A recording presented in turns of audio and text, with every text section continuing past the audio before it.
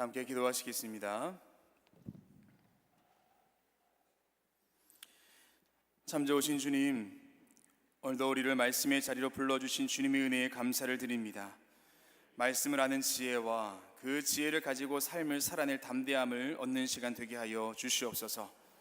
여전히 죄 가운데 있는 우리를 긍휼히 여겨주시사 예수 그리스도의 보혈의 피로 정결케 하시고 주님의 보좌 앞으로 담대히 나가게 하사 거듭남의 인생 살게 하여 주시옵소서. 아픔과 상처 가운데 있는 열방을 주님 긍휼히 여겨 주시옵소서. 정전 중에 있는 나라와 함께 하사 총성을 멈춰 주시고 불안과 공포, 염려와 근심 가운데 있는 주의 백성들 살펴주시사 샬롬의 역사로 주관하여 주시옵소서. 주님, 저 북한도 긍휼히 여겨 주시사 주님 원하시는 평화 통일 늘 사모하고 있사오니 우리의 간절한 마음 식어지지 않게 하시고 소망의 주님 끝까지 붙들게 하사 하루속히 통일 성취 이루게 하여 주시옵소서. 주님, 이 나라 대한민국과도 함께 하시는 줄로 믿습니다. 이 나라가 하나님을 경외하는 지혜로운 나라 되게 하시고 대통령을 비롯하여 위정자들과 함께 하여 주시옵소서.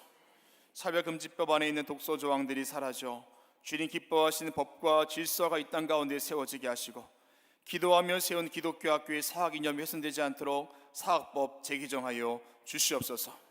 무너진 경제가 회복되게 하시고 느슨해진 안보가 긴장을 회복하게 하시며 경쟁과 대립의 정치가 아니라 상생과 살림의 정치로 거듭나게 하여 주시옵소서. 국민 모두에게 통회하는 마음 부어주시사 이 민족과 시대를 놓고 눈물로 기도하는 이 시대 될 수 있도록 인도하여 주시옵소서. 하나님의 선한 뜻 가운데 우리 교회 세워주시고 오늘까지 이르며 선교적인 사명 감당케 하신 것 감사를 드립니다. 혼란스러운 이 시대 가운데 길이 되는 재단 되게 하시고 진리의 터 위에 굳게 서서 복음의 능력을 담대하게 전하는 교회 되게 하여 주시옵소서. 전도의 달을 보내고 있습니다. 잃어버린 한 영혼을 전심을 당하여서 주님 주신 마음 가지고 전도하게 하시고 땀 흘리며 뿌린 복음의 씨앗이 아름다운 열매가 있게 하여 주시옵소서. 이번 주 의료선교회와 함께하여 주시사 멕시코 의료선교 가운데 있사오니 모든 일정 가운데 동행하여 주시고 남미 선교의 중요한 기점 될 수 있도록 하나님께서 붙들어 주시옵소서. 한 시대 속에 귀한 종으로 사용하신 담임 목사님 영과 육을 강건하게 붙들어 주시고 목회 여정 속에 기쁨이 있게 하시고 목회를 통하여서 하나님의 뜻 이뤄낼 수 있도록 인도하여 주시옵소서. 감독회장으로 세우셔 주셨사오니 한국 감리교회를 위해 기도하며 감당하는 모든 사명 넉넉히 감당할 수 있도록 능력과 지혜를 더하여 주시옵소서. 그 모든 일들 가운데 우리 재단이 같은 마음으로 섬기게 될 줄로 믿사오니 함께하여 주시고 선교의 지경 넓혀 주시사 잠비아 선교센터의 기숙사동 학사동 셰플이 아름답게 지어지게 하시고 안디옥 개신교회가 순적하게 재건되게 하여 주시옵소서. 광림에 속한 작은 교회 우리 속회마다 받은 사명 잘 감당할 수 있도록 인도하여 주시고 초대교회와 같이 모였을 때 성령 충만함이 있게 하여 주시옵소서. 모이게 힘쓰게 하시고 서로를 돌아보아 서로에게 힘과 위로가 되는 속회와 선교회가 되게 하여 주시옵소서. 각 기관과 부서, 교회, 학교, 청년부, 청장년부, 또 샤이닝의 모든 부서 가운데 함께해 주시사 광림의 다음 세대가 믿음으로 성장하는 은혜가 있게 하여 주시고 하나님의 꿈을 꾸는 자녀들 되게 하시고 예수 그리스도의 성품을 닮아가며 성령님의 권능을 소유하는 우리 자녀들 될 수 있도록 인도하여 주시옵소서. 트리니티를 이끌어 주시는 주님, 오늘도 주님의 말씀이 읽혀지고 해석되어 적용되어 들려질 때 우리 가운데 기쁨이 있게 하시고 세상이 줄 수 없는 평강과 지혜를 얻게 하여 주시옵소서. 트리니티 위에 헌신한 손길도 있습니다. 그들의 수고와 봉사가 하늘에 상급되게 하시고 삶에 충만한 주님의 은혜가 있게 하여 주시옵소서. 예수 그리스도 이름으로 기도합니다. 아멘.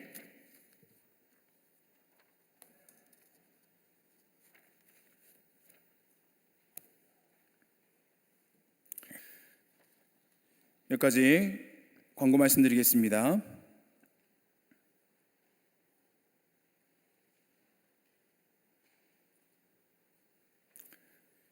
악법 저지를 위한 10월 27일 한국교회 200만 연합 예배가 있습니다. 일시는 돌아오는 주일 오후 2시부터 5시이고 장소는 광화문 시청 일대입니다. 행사 위에서 기도해 주시고 특별히 여러 가지 이제 소리들이 들리지만 하나님 안에서 중심을 잘 지켜서 온전히 기도하는 자리, 온전히 주님께서 역사하실 자리가 될 수 있도록 준비하며 기도해 주시기를 부탁드리겠습니다. 성경 암송 및 기타 문의 사항은 트리니티 담당 정사에게 해주시기를 바랍니다. 오늘 성경 암송 구절은 이사야 12장 1절에서 3절까지입니다.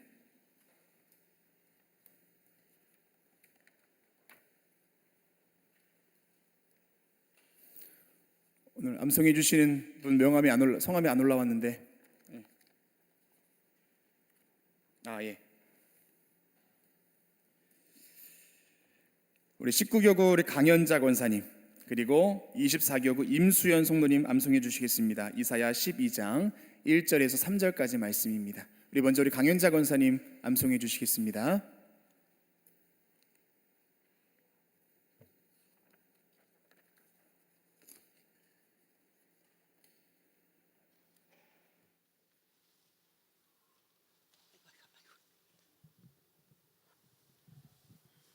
안녕하세요. 19교구 강연자 권사입니다. 이사야 12장 1절에서 3절 말씀 암송하겠습니다. 그날에 내가 말하기를 여호와여 주께서 전에는 내게 노하셨사오나 이제는 주의 진노가 돌아섰고 또 주께서 나를 아니하시오니 내가 주께 감사하겠나이다 할 것이니라. 보라 하나님은 나의 구원이심이니라. 내가 신뢰하고 두려움이 없음이리니 주 여호와는 나의 힘이시며 나의 노래시며 나의 구원이심이니라. 그러므로 너희가 기쁨으로 구원의 우물들에서 물을 기르리로다. 아멘.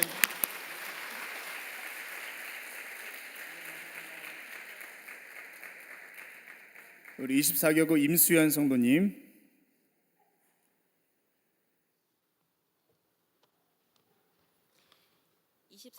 임수연 성도입니다. 암송할 말씀은 이사야 12장 1절부터 3절까지입니다. 그날에 내가 말하기를 여호와여 주께서 전에는 내게 노하셨사오나 이제는 주의 진노가 돌아섰고 또 주께서 나를 아니하시오니 내가 주께 감사하겠나이다 할 것이니라. 보라 하나님은 나의 구원이시라. 보라 하나님은 나의 구원이시라.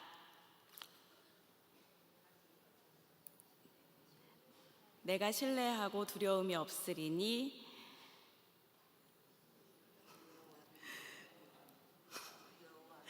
보라 하나님은 나의 구원이시라. 내가 신뢰하고 두려움이 없으리니 주 여호와는 나의 힘이시며 노래시며 구원이심이라. 그러므로 너희가 기쁨으로 구원의 우물들에서 물을 기르리로다. 아멘.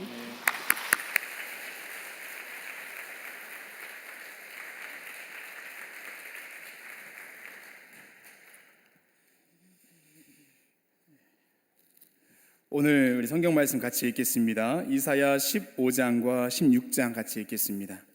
이사야 15장과 16장.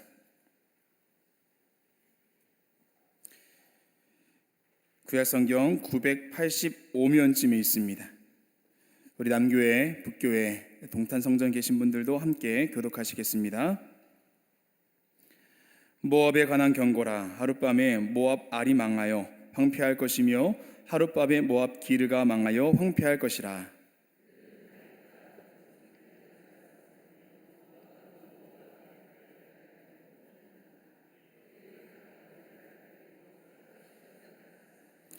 거리에서는 굵은 배로 몸을 동였으며 지붕과 넓은 곳에서는 각기 애통하여 심히 울며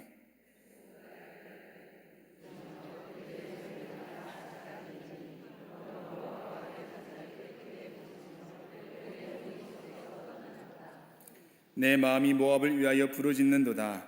그 피난민들은 소알과 에글랏 슬리시아까지 이르고 울며 루이 비탈길로 올라가며 호로나임 길에서 패망을 울부짖으니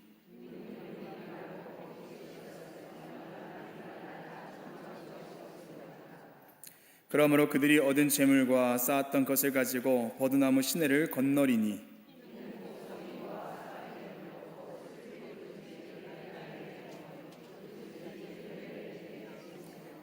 디몬 물에는 피가 가득함이로다. 그럴지라도 내가 디몬의 재앙을 더 내리되 모압이 도피한 자와 그 땅에 남은 자에게 사자를 보내리라.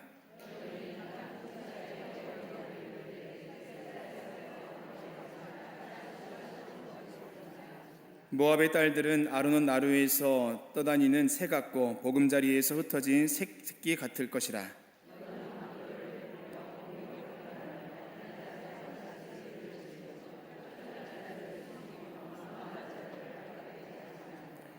나의 쫓겨난 자들이 너와 함께 있게 하되 너 모압은 멸절하는 자 앞에서 그들에게 피할 곳이더라. 대저 토색하는 자가 망하였고 멸절하는 자가 그쳤고 압제하는 자가 이 땅에서 멸절하였으며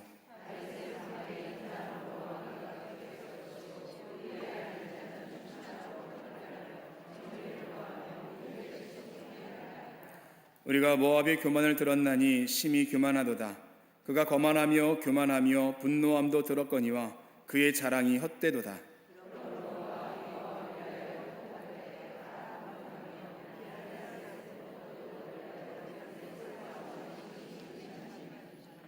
이는 헤스본의 밭과 신마의 포도나무가 말랐음이라.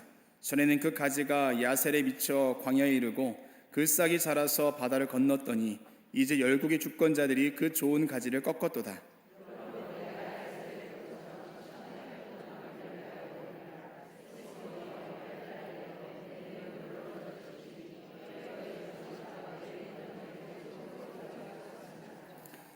즐거움과 기쁨이 기름진 밭에서 떠났고 포도원에는 노래와 즐거운 소리가 없어지겠고 틀에는 포도를 밟는 사람이 없으리니 이는 내가 즐거운 소리를 그치게 하였음이라.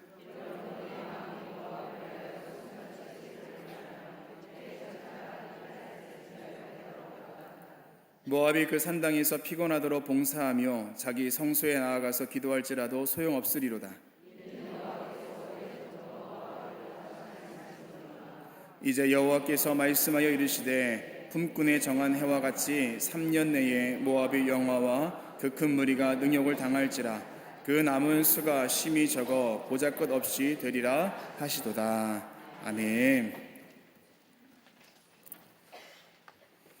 자, 오늘은 15장부터 우리 19장까지 함께 보실 텐데요. 우리 13장부터 14장까지는 바벨론에 대한 심판이었습니다. 그리고 14장 후반절에 아수르가 잠깐 나오죠.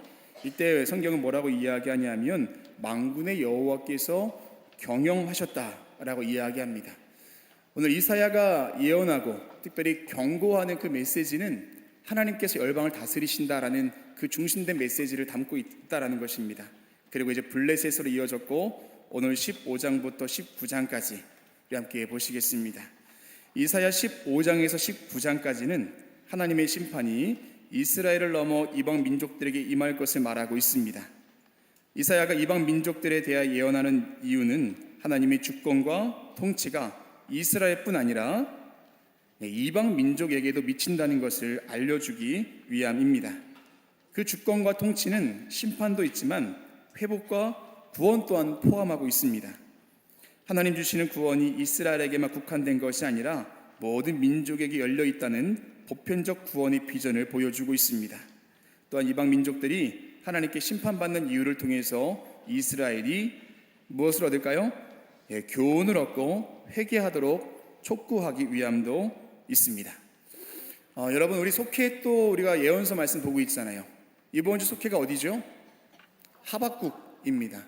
여러분, 예언서를 보시면 예언자들의 이름이 있습니다. 예언자들의 이름을 통해서 그 나라의 영적 분위기를 우리가 파악할 수가 있습니다. 그래서 예언서를 읽을 적에 중요한 건 뭐냐 하면 이 예언하는 사람이 어느 나라에 예언하고 있는가, 이게 가장 중요하죠. 그러니까 듣는 사람이 누구냐, 그게 중요한 겁니다. 듣는 사람이 누굴까요? 그렇죠? 예언을 받고 있는 나라도 있겠고 또한 이스라엘 백성들도 있습니다. 그렇죠? 이방 나라를 예언을 통해서 우리나라 지금 우리 민족이 잘못하고 있는 것이 무엇인지를 아는 것도 예언서의 중요한 목적 중에 하나입니다. 또 세 번째는 저와 여러분입니다.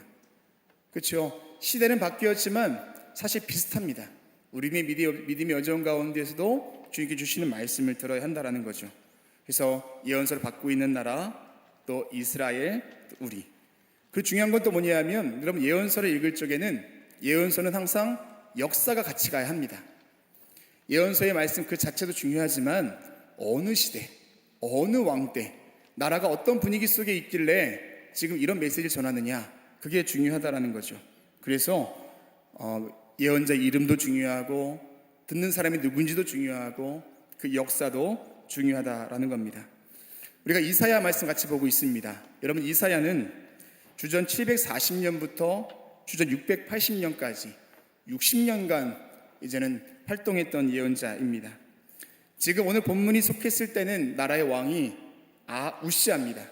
우시아가 아하스입니다.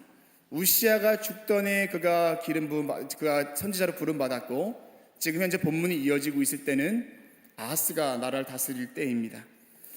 16살의 왕이 되어서 약 52년간 나라를 다스렸던 우시아, 그리고 그 뒤를 이어서 아하스가 20년간 나라를 다스리는 그때에 오늘 이사야 선지자가 활동하고 있습니다. 그래서 오늘 말씀 읽을 적에는, 이사야 말씀 읽을 적에는 열왕기하 16장 말씀을 읽으시면 지금 시대적인 상황이 이렇구나 라는 걸 짐작할 수가 있습니다. 특별히 오늘은 이방 나라를 위한 메시지니까요, 참고하시면 되겠습니다.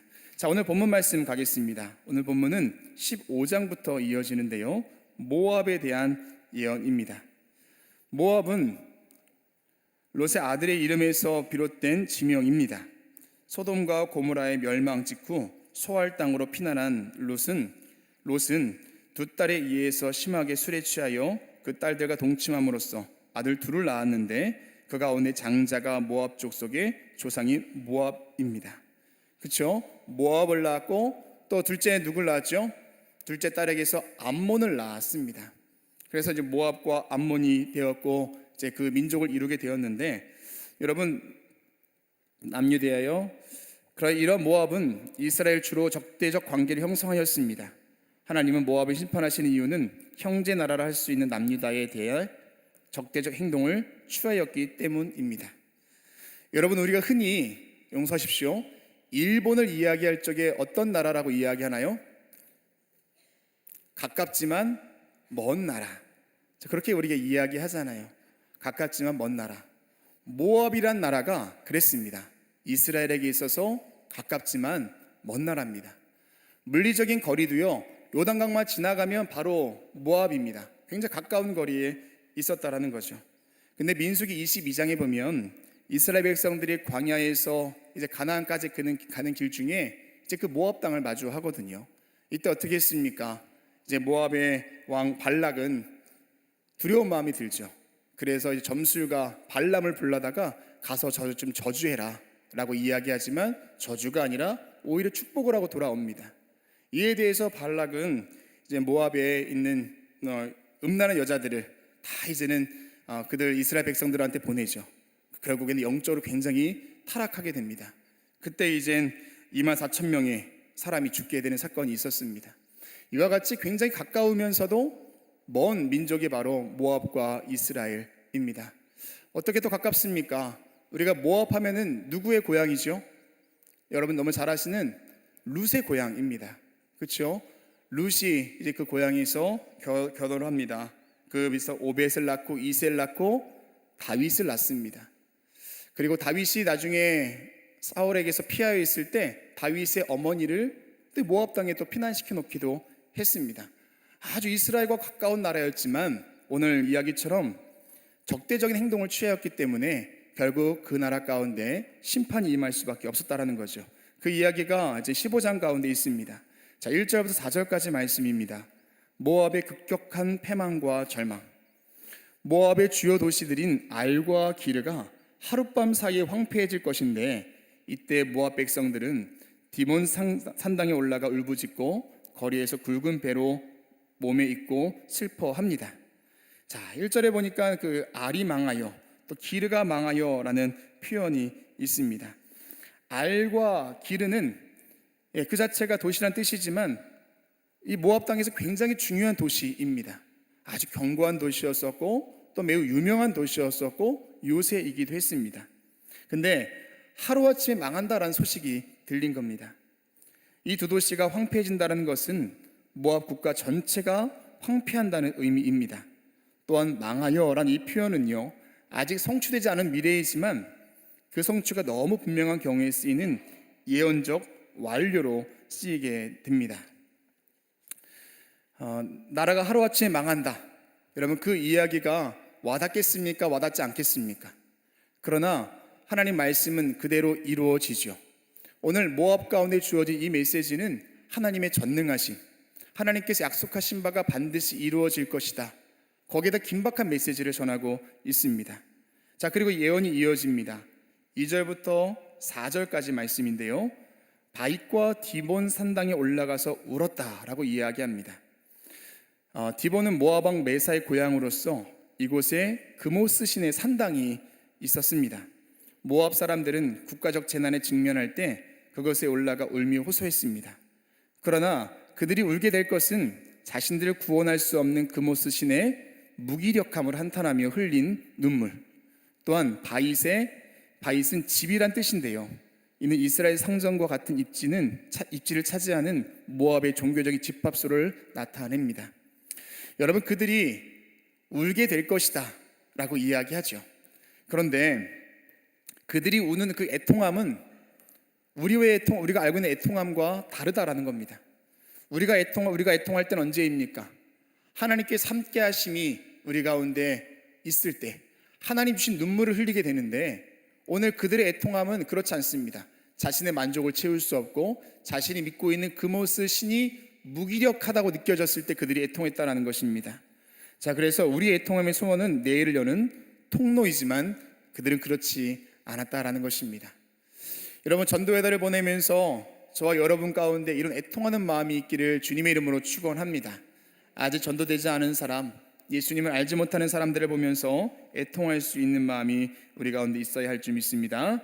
자, 그 다음에 이어지는 본문은 최종적인 재앙이 이제는 선포됩니다. 모압 백성이 황폐한 땅을 떠나 피난길에 오르지만 그 길은 고통과 절망으로 가득 찰 것이다 라고 그렇게 예언을 합니다. 내 마음에 모압을 위하여 부르짖는도다, 5절 말씀인데요, 이사야가 이방 민족 모압의 패망에 대해 슬퍼하는 것은 먼저 그들의 본래 이스라엘과 근친이었다는 사실을 따르는 것이고, 그들의 패망이 그들과 동일한 죄를 범하고 있는 자기 백성들에게 임할 것임을 예견하기 때문에, 또한 하반전에 이어지는 그들의 모습 때문에 오늘 말씀 속에서 이사야가 내 마음이 모압을 위하여 부르짖는다라고 이야기합니다. 이것만 보더라도 모압 사람들이 갖고 있었던 애통함과 이사야가 가졌던 애통함이 다르다는 것을 알 수가 있습니다. 자, 그리고 또 이어지는 말씀입니다. 5절 말씀에 이런 말이 있죠. 그 피난민들은 소알과 에글라 슬리시아까지 이르고 라고 이야기합니다. 많은 사람들이 8개 지역으로 피난을 떠났습니다. 명시된 지명의 정확한 지정학적 위치는 알 수가 없는데요, 다만 남쪽 경계에 위치한 곳임을 짐작할 수가 있습니다. 그런데 그곳에 머물지 못하고 다시금 재물을 들고 버드나무 시내를 건넜다라고 이야기합니다. 그들이 멸망의 소식을 듣고 다 도망가게 될 거다라고 이야기하죠. 근데 도망간 것이 어디입니까? 버드나무 시내 끝까지 왔습니다. 버드나무 시내 어디냐면 모압의 그런 경계선입니다. 모압과 암몬의 그 경계선인데 끝까지 왔습니다. 갈 때까지 갔습니다. 그런데 다시금 재물을 들고 버드나무 시내를 건넜다라고 이야기합니다. 무슨 말일까요? 결국 자기 욕심을 이기지 못하고 끝까지 재물을 포기하지 않고 도망갔다라는 이야기입니다. 자, 도피한 자와 그 땅에 남은 자에게 사자를 보내리라 라는 9절 말씀이 이어집니다. 버드나무 시내란 모압과 에돔의 국경지대입니다. 그런데 모압을 넘어 에돔으로 넘어선 자들에게도 하나님의 심판이 임할 것이다. 도망가봤자 소용없다라는 겁니다. 모압의 심판이 이와 같이 임할 것이다 라고 이야기합니다. 여러분, 우리도 하나님께 정하신 뜻이 있으면 그 뜻은 반드시 이루어지는 줄 믿습니다. 혹시 여러분 인생 가운데 도망 다니고 계신 분 계세요? 진짜 갈 때까지 가신 분 계십니까? 하나님은 끝까지 쫓아가시니까 여러분 힘들게 가지 마시고 어서 돌이키시고 하나님 뜻 가운데 순종하시기 바랍니다. 자, 그리고 16장에도 여전히 모압에 대한 이야기가 이어집니다. 근데 16장 말씀에서는요, 모압에게 너희들 돌이킬 기회가 있다라고 이야기합니다. 돌이킬 기회에 대해서 두 가지를 이야기하는데요, 본장에서는 모압이 하나님의 심판에서 벗어나 패망을 면할 수 있는 방도가 제시됩니다. 이들이 아브라함의 조카 롯의 자손들로서 하나님의 특별한 관심의 대상이었기 때문에 그들 가운데 주어지는 특별함이었습니다. 뭔가 조건이 주어지죠. 너희들이 이것만 하면은 이러한 심판을 면할 수 있을 것이다 라는 것입니다. 신명기 2장에서도 하나님은 이스라엘 백성들에게 너희들 모압 땅은 건드리지 말아라 라고 이야기하셨거든요. 하나님 마음속에도 늘 모압 땅이 있었던 것 같습니다. 그렇죠. 모압 사람들이 아무리 죄를 짓고 이스라엘 백성들을 방해해도 마음 한켠에는 항상 모압이 있었다라는 거죠. 그래서 오늘 말씀 속에서도 모압 땅을 향하여서 너희들 심판이 이렇게 임할 거야, 하루아침에 도시가 무너지게 될 거야, 도망가봤자 소용없어라고 이야기하지만 그 길을 피할 수 있는 것이 있다라고 6장에서 이번 장에서 이야기하는 겁니다. 자, 그 첫 번째가 뭐냐면 남유다에 대한 조공입니다. 남유다에 조공을 바치라는 것은 남유다를 의지하라는 것이며, 더 나아가 하나님을 의지하라는 것입니다. 하나님을 믿고 있는 남유다, 그렇죠? 너희는 다른 것 의지하지 말고 하나님을 의지하는 남유다에게 조공을 바치라 라고 이야기하는 겁니다. 자, 그 첫 번째가 이 땅의 통치자라고 이야기합니다. 이 땅의 통치자, 이 땅의 통치자에게 어린 양을 드리라 라고 이야기하는 겁니다. 여러분, 당시에 가장 강대국이 어디냐면 아수르입니다. 아수르가 가장 큰 강대국이에요. 어쩌면 이 땅의 통치자, 눈으로 보자면 아마 그 강대국 아수르일지 모릅니다. 근데 오늘 말씀 속에서 이 땅의 통치자에게 어린 양을 드리라 라고 이야기합니다. 다윗 왕을 계승한 유다 왕을 가리키는데요, 이는 여호와 신앙의 수호자로 세움받은 자입니다. 그런 의미에서 여호와의 신앙을 따르라 라고 이야기합니다.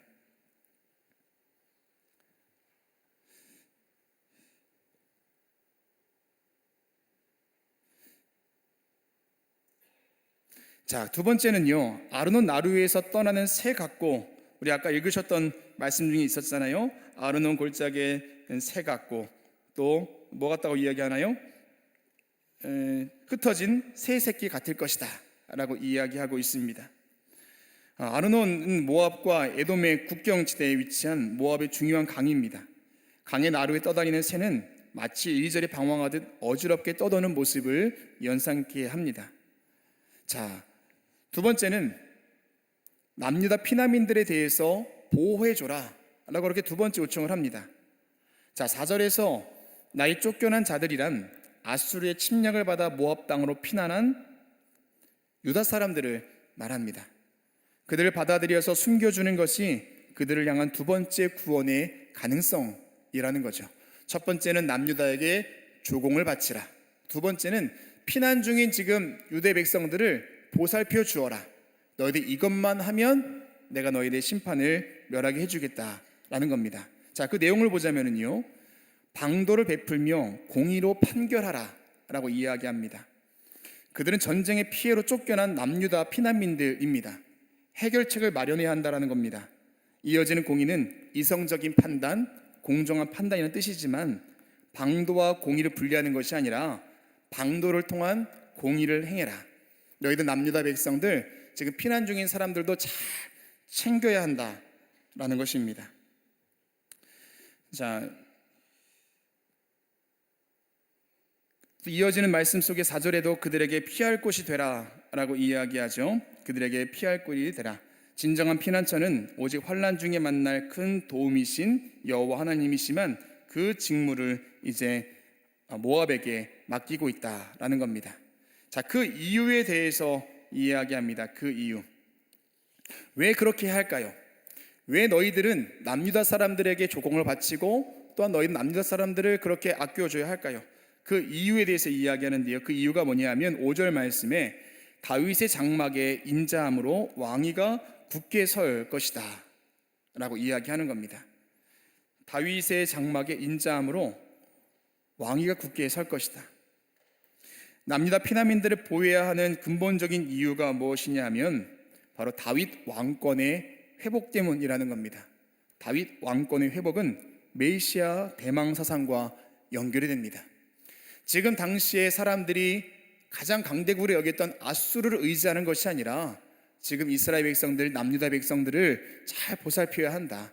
그들이 믿고 있는 신을 섬겨야 하고 그들을 잘 보호해 줘야 한다. 그건 뭐냐면 곧 그 남유다를 통하여서 이제 다윗 왕권의 회복이 있게 될 거다. 누굽니까? 예수 그리스도가 오실 것이다라는 그 내용까지 이어집니다. 본문의 다윗의 장막은 천막을 의미하는 원어의 단어 오웰 다위드라는 말을 사용합니다. 이는 유목민에 거쳐 전쟁 시 사용하는 막사를 나타내는데요. 집을 나타내는 다른 표현들이 있습니다. 파이트, 또한 궁전을 나타내는 단어 헤칼이 있습니다. 다윗의 장막을 이야기할 적에 파이트나 헤칼을 사용하지 않은 이유가 무엇이죠? 오실 다윗을 통으로 메시아는 겸손하신 면모를 나타내기 위해서다라는 것입니다. 자, 그러니 너희들은 지금 너희들이 피난민들인 남유다 백성들을 잘 보살펴줘야 하고 그리고 조공을 바쳐야 한다라는 겁니다. 자, 이렇게 이야기했으면 모압이 어떻게 해야 할까요? 여러분 같으면 어떻게 하시겠습니까? 그렇게 하기로 약속을 하지 않을까요? 저 그렇게 할게요. 그렇게 하면 되는데 16장 6절 말씀에부터 어떻게 이어지냐면 그 권고를 거부한 모압의 패망의 참상이 이어집니다. 앞서 15장에서 모압의 급격한 패망에 대해서 경고하였으며 이를 면할 수 있는 두 가지의 가능성에 대해서 권고한 바가 있습니다. 그러나 모압이 교만하여 그 권고를 무시함으로 마침내 패망을 면하지 못하게 될 것이다 라고 말합니다. 자, 내용이 이어집니다. 7장부터 12장까지는 모압의 패망의 참상을 경고하고 있습니다. 교만한 모압에 대해서 농작물의 비탈을 중심으로 모압 패망의 참상을 경고하고 있습니다. 여러분, 모압 땅은 어떤 땅입니까? 모압은 어떤 땅이죠? 예전에 넘어가면 아브라함 시대로 넘어가면 그 조카 롯이 선택한 땅이 모압이지 않습니까? 얼마나 그곳이 좋았습니까? 소돔과 고모라 근처에 있던 그 지역, 요단강 주변에 있던 평화지대가 바로 모압입니다. 그리고 그 지역은 매우 비옥해서 창세기 13장에 보니까 여호와의 동산 같다라고 이야기합니다. 여호와의 동산 같다. 여러분, 그들이 굉장히 교만했죠. 나라가 하루아침에 망할 거야. 도시가 무너질 거야. 도망가봤자 소용없어라고 이야기했지만 그들은 굉장히 교만했습니다. 이유가 무엇일까요? 그들이 살고 있는 이 땅이 너무 비옥하기 때문에 그렇습니다. 지금 심판의 메시지, 예언의 메시지가 들리지 않는 거예요. 지금 나는 아무런 문제가 없는데, 지금 우리 땅은 너무나 비옥한데, 너무 잘 살고 있는데 뭐가 문제라는 거지? 그러니까 심판의 메시지도 들리지도 않고 또한 너희들을 살려줄게라는 권고의 메시지도 들리지 않았다라는 겁니다. 그런 그들의 모습이 교만했다라는 거죠. 그래서 그 교만한 모압에 대해서 농작물의 피탈이 이어집니다.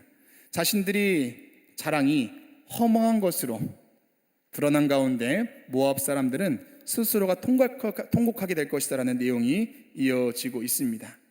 자, 7절부터 10절까지 말씀인데요. 7절과 10절까지 말씀 보면은 어떻게 그 농작물들, 어떻게 그들이 갖고 있었던 것들이 다 파괴되고 말라버리는지에 대해서 이야기합니다.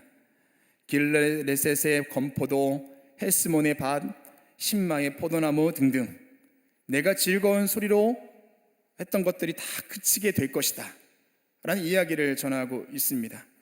통곡하게 될 거라는 거죠. 해마다 농산물의 수확 시기가 되면 그 소출의 풍성함으로 모압 사람들은 기쁨의 환호성을 질렀습니다. 그런 여호와의 심판으로 인해서 농작물이 말라 비틀어진 상황에서 그들의 소리가 사라지는데 그들이 자청한 일이라는 겁니다. 하나님께서 기회도 주셨습니다. 그리고 그들이 살 길도 있었습니다. 그런데 그렇지 못했다라는 것입니다. 마침내 패망을 면하지 못하게 될 거라는 거죠. 11절과 12절 말씀 보니까 또 이렇게 이야기합니다. 너희들이 기도할지라도 소용이 없다라고 그렇게 이야기합니다. 그모스 산당에 나아가서 기도하는 자가 그 기도를 통해서 아무것도 얻을 수 없다라는 그런 의미입니다. 그모스는 기도하는 자의 기도를 듣지 못하며 생명이 없으므로 그를 위해서 아무것도 해줄 수 있는 게 없다라는 겁니다. 그렇죠. 그들이 기도할지라도 그들이 기도하는 건 무엇일까요? 그들이 그 와중에 하나님에 대해서 기도했겠습니까? 없었던 신앙이 생겼겠습니까? 그렇지 않죠. 그들이 기도하는 건 여전히 그모스 신을 향하여서 기도합니다. 근데 그 그모스 신에게 대하여서 아무리 기도해도 들어줄 사람이 없다라는 겁니다. 왜냐하면 그에게 생명이 없고 아무것도 해줄 수 없는 무능한 사람이기 때문에 그렇다라는 겁니다.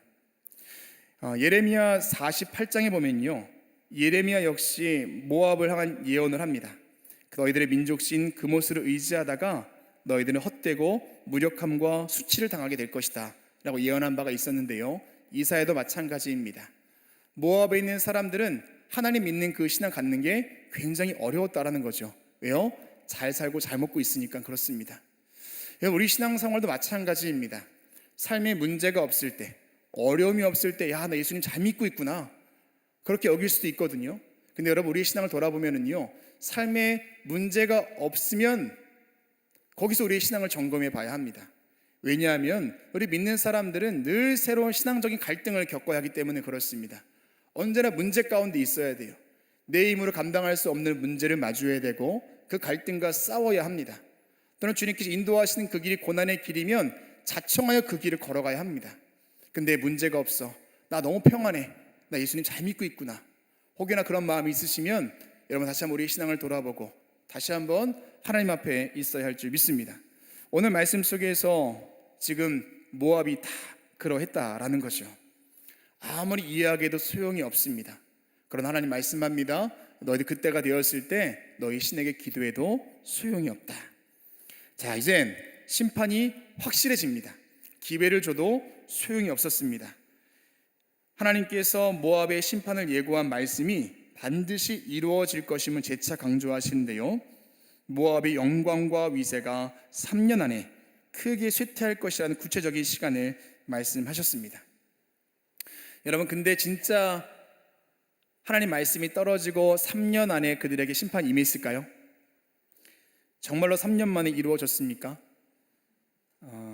그렇진 않습니다. 3년 만에 이루어지진 않았습니다. 이사야의 예언이 이루어진 건 이제 약 140년 후에 이루어집니다. 140년 후에 이루어지는데, 오늘 말씀 속에서 뭐라고 이야기하냐면, 이사야보다 200여 년 전부터 활동했던 아모스 선지자도 모압을 향하여 여호와의 말씀을 전한 바가 있습니다. 그러나 그들은 자신들의 완고한 죄로 인하여서 과거 하나님께서 그들에게 하신 예언의 그대로 성취될 것을 이제 보게 될 것이다 라고 이야기하죠. 당시에 3년은 어떤 기간이냐면, 이제는 포로된 자 또한 품꾼이 머물러 있는 기간이 바로 3년이었습니다. 그래서 그 3년을 이야기했는데, 하나님 약속의 말씀은 거기 비유로 이야기하는 겁니다. 너희들 심판이 있을 때까지 그러한 모습으로 있게 될 것이다. 완고한 죄로 인하여서 심판이 이를 때까지 너희들은 그렇게 살게 될 것이다 라고 이야기합니다. 자, 그리고 품꾼이 정한 해와 같이 3년 내에 14절 말씀에 다시 한번 이야기합니다. 고대 근동에서 전쟁을 위해 고용한 용병의 근속기간은 대개 3년이었습니다. 그리고 주인에게 고용된 일꾼은 그 계약 기간을 마칠 때까지 자유를 누리지 못하고 열심히 일해야 했습니다. 모압은 여호와께 정하시 놓으신 때까지 능욕을 당하게 될 것이다 라는 의미입니다. 모압의 교만은 결국 파멸의 원인이 되었습니다. 그리고 하나님은 그들의 심판이 곧 있을 것이다 라고 말씀하셨습니다. 누구에게나 기회는 있습니다. 가능성도 있죠. 하나님께서 우리와 함께 하실 때 우리 또한 죄를 지을 수가 있고 우리 또한 헛된 길을 걸어갈 수가 있습니다. 그러나 주님께 특별하게 여기시는 저와 여러분 가운데도 분명히 길은 있고 또한 하나님의 구원을 약속받을 수는 있습니다. 중요한 건 무엇입니까? 기회가 기회인 것을 아는 것, 내가 돌이킬 수 있는 때가 지금이구나라는 것을 알 수 있는 것, 그게 중요하다라는 겁니다. 결국 모압은 그 기회를 잡지 못하죠. 그리고 확실한 그 심판의 예언 가운데 이루어지고 140년 뒤에 그 예언의 말씀이 이루어졌습니다. 자, 그 다음에 이어진 17장 말씀은 모압에 이어서 어딘가요? 다메섹입니다. 다메섹. 자, 다메섹과 그리고 특별히 17장에서는 북이스라엘 예언이 이어집니다. 다메섹에 대한 예언도 이어지고 북이스라엘에 대한 예언도 이어집니다. 자, 이방 나라를 향한 예언 중에 왜 북이스라엘이 들어가 있을까요? 왜 이방 나라와 북이스라엘이 같은 이제 그 말씀 가운데 예언이 이루어질까? 그 뭐냐하면 이방 나라와 우리 민족 간에 그 연결한 고리가 있다라는 겁니다. 이방 민족의 죄도 있지만 이방 민족과 연결되어 있는 우리 민족에게도 죄가 있다라는 거죠. 그래서 오늘 말씀 속에서는 이제 다메섹에 대한 아람 나라에 대한 예언도 이어지지만 북이스라엘에 대한 예언도 이어집니다. 그 둘은 동맹 국가였거든요. 같이 죄 가운데 있었던 나라. 그러하기에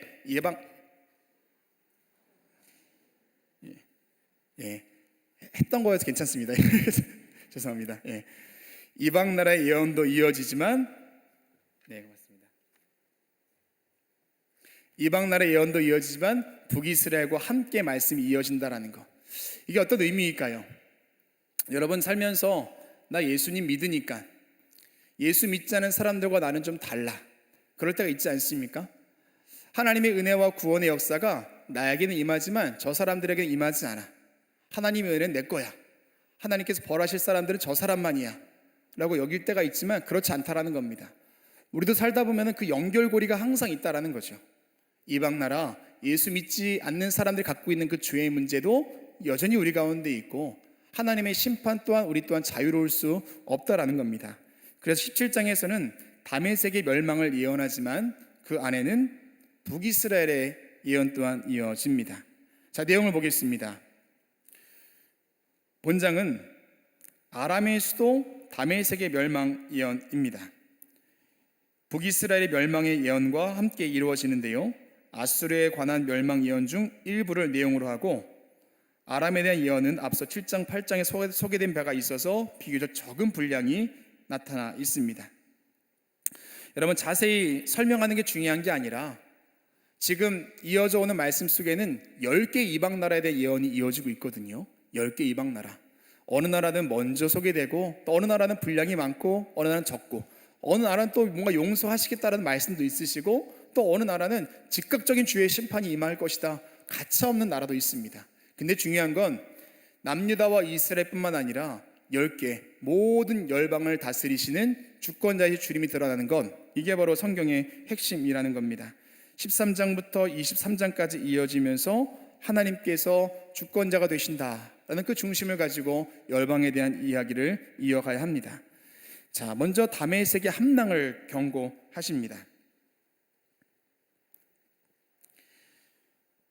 다메섹의 함락 경고입니다. 1절 말씀에 이어지는데요, 다메섹은 더 이상 도시로서 기능을 하지 못하고 무너진 무더기가 될 것이다 라고 이야기하고 있습니다. 아람의 멸망은 언급한 본 단락에서 아람이 아닌 다메섹으로 언급하고 있거든요. 물론 수도이기도 하지만 당시에 다메섹은 어떤 도시냐면 근동 지역에서 가장 견고한 도시이기도 합니다. 다메섹이라는 도시가 그렇다라는 거죠. 상징하는 바가 무엇이겠습니까? 다른 열방 가운데 있는 도시라면 굉장히 견고한 요새입니다. 무너지지 않을 것 같은 그런 곳이지만 하나님의 심판이 임하게 될 때 그 도시가 무너진다, 곧 나라가 멸망한다 라는 것을 이야기합니다. 자, 그리고 주변에 있는 곳의 도시에 대한 함락에 대한 경고가 이어집니다.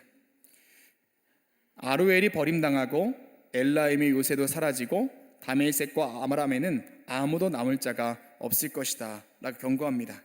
아루엘은 북이스라엘 동편에 있는 도시로 유추합니다. 정확히 어디인지 몰라도 거기쯤일 것이다 라고 학자들은 이야기하고요, 에브라임은 북이스라엘에 있는 지파죠.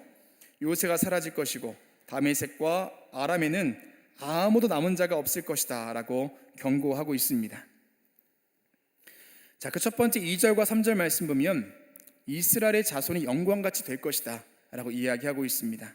이스라엘의 자손의 영광같이 될 것이다. 다메섹의 패망을 북이스라엘과 연관지어 설명합니다. 둘의 운명이 동일함을 나타내죠. 북이스라엘의 영광이 급속히 소멸되었듯 다메섹 역시 그렇게 될 것임을 이야기하고 있습니다. 여러분, 북이스라엘이 언제 가장 흥왕했습니까? 여러분 잘 아시는 여로보암 2세 때, 그렇죠? 여로보암 2세 때 이스라엘 백성들은 가장 흥왕했습니다. 다윗 때, 솔로몬 때와 비줄 만큼 굉장히 잘 살았다라는 거죠. 그러나 그때 여로보암 2세 이후에 잦은 왕권 교체가 있었고, 아수르의 침략이 있었고, 경제적인 문제가 있었고, 그리고 종교적인 타락이 있어집니다. 그때부터 북이스라엘은 쇠퇴의 길을 걸어가죠. 이와 마찬가지로 다메섹 또한 그렇게 될 것이다라는 것이 예언되고 있습니다. 자, 북이스라엘의 멸망과 남은 자에 대한 예언이 4절부터 이어지는데요. 아람의 멸망 예언에 이어서 북이스라엘 멸망 예언이 이어지는 것은 이들 두 나라가 인접하여 있기 때문이기도 하지만, 북이스라엘이 아람을 의지하고 연합하여 아하스 왕 당시 유다를 침공했기 때문입니다. 앞선 9장에서 북이스라엘을 향한 예언은 하나님의 징계에도 불구하고 회개하지 않는 교만과 폐역으로 인한 것이지만, 본 단락에서는 하나님 대신에 동맹국 아람을 의지하고 하나님을 섬기지 아니하였다라는 것을 강조하고 있습니다. 하나님의 징계에도 불구하고 그들을 회개하지 않았다라는 것입니다. 다메섹과 그리고 북이스라엘, 아람과 북이스라엘 둘이 연합하여 있는 것이 얼마나 어리석은 것인 것을 보여주고 있습니다. 뒤에 이어지는 말씀 속에서 4절과 5절 말씀은 이제 북이스라엘의 멸망에 대해서 예언하고 있습니다. 북이스라엘의 멸망에 대해서 이야기합니다. 북이스라엘 멸망, 야곱 영광이 쇠하고라고 이야기하죠.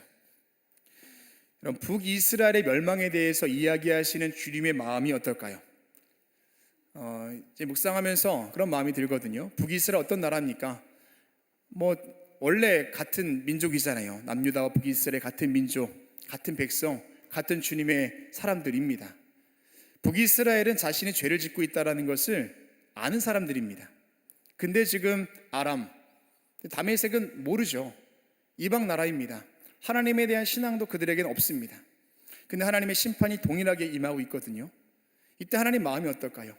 어쩌면 북이스라엘 향한 견고의 메시지가 더 강하게 들어갈지 모릅니다. 저희 집에 첫째가 13살이고 막내가 6살이에요. 13살과 6살인데 둘이 똑같이 놀다가 똑같이 잘못을 합니다. 그럼 누구를 혼낼까요? 6살을 혼내시나요? 첫째를 혼내죠. 왜 혼내나요? 알만한 애가 그러니까 그래요.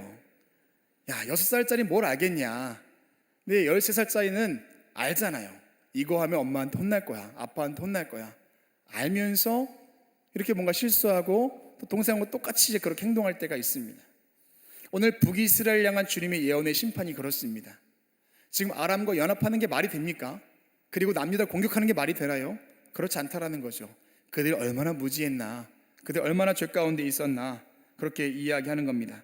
똑같은 심판이어도 북이스라엘에게 주어지는 그 메시지는 더 무게감이 있고 하나님 마음이 쓰인다라는 거죠. 자, 4절 말씀에 야곱의 영광이 쇠하고 라고 되어 있습니다. 야곱은 본래 보잘것없는 사람입니다. 그러나 하나님의 축복으로 영원을 누리게 된 인물입니다. 3절 말씀에 이스라엘 자손의 영광과 동일한 의미를 가진데요. 그러나 쇠하고 파리하다라는 표현을 통해서 북이스라엘 국력이 급속도로 약해질 것임을 이야기하고 있습니다.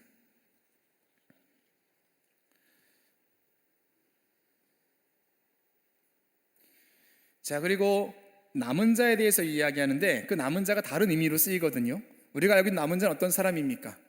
구루터기와 같은 사람. 정말로 하나님께서 심판하실 그때 죄가 많이 난 그때에도 끝까지 믿음 지킨 사람을 우리가 남은 자라고 이야기하잖아요. 성경에서는 구루터기라고도 이야기하거든요. 너희 하나님 여호와가 너희 가운데 계시니 그는 구원을 베푸시 전능자시라.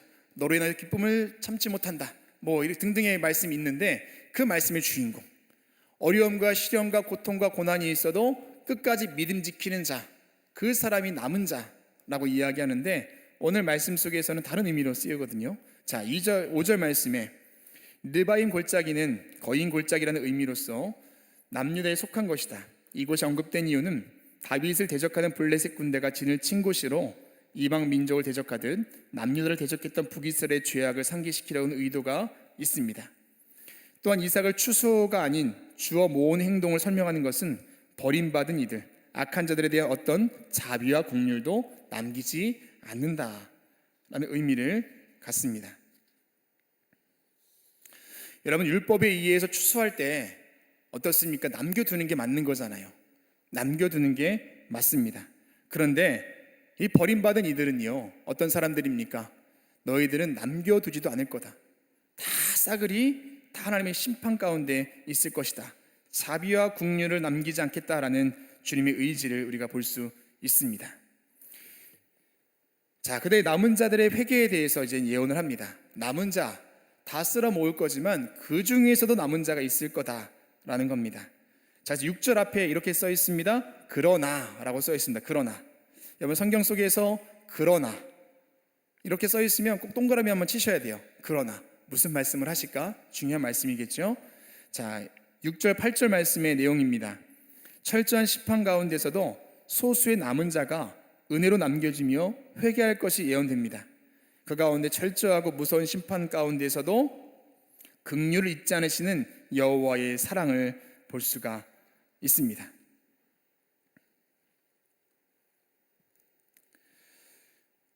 하나님께서는 여전히 이스라엘 백성들을 향한 긍휼이 있다라는 겁니다. 그렇게 말씀하시면서도 끝까지 남은 자가 있다라는 거죠. 그들에게 긍휼을 잊지 않겠다라고 말씀하십니다. 열왕기상 17장에서 이스라엘의 가장 악한 왕이었던 아합 때 이제 엘리사가 이세벨의 위협 때문에 도망을 가잖아요. 이때 하나님께서 그 사람에게 엘리야에게 이야기합니다. 야, 바알 신에게 절하지 않는 7,000명이 너에게 있다. 7,000명이 너에게 있으니까 너 힘내라. 다시 일어서라 라고 이야기합니다. 어느 시대나 남은 자는 존재합니다. 정말로 절망적인 순간이라 할지라도 그 가운데 남은 자는 있습니다. 근데 중요한 건 무엇입니까? 남은 자 제가 되게 해주세요. 그 남은 자 내가 만나게 해주세요 가 아니라 내가 남은 자 되게 해주세요 라는 그 믿음의 고백이 있어야 할 줄 믿습니다. 그럴 때 주님의 긍휼과 하나님의 은혜가 임하는데요. 자, 1절 6절 말씀 보니까 이렇게 고백합니다. 주울 것이 남으리니 라고 이야기하죠. 다 쓸어 모았는데도 주울 것이 남아있다라는 것입니다. 이 표현은 수동형의 표현으로 남기실 주체가 여호와 하나님이심을 암시하고 있습니다. 즉 이스라엘의 파멸 중에서도 얼마가 남겨지는 것은 그들의 공로 때문이 아니라 하나님의 은혜 때문이라는 것이요. 은혜 때문에 남아있는 자가 있을 것이다.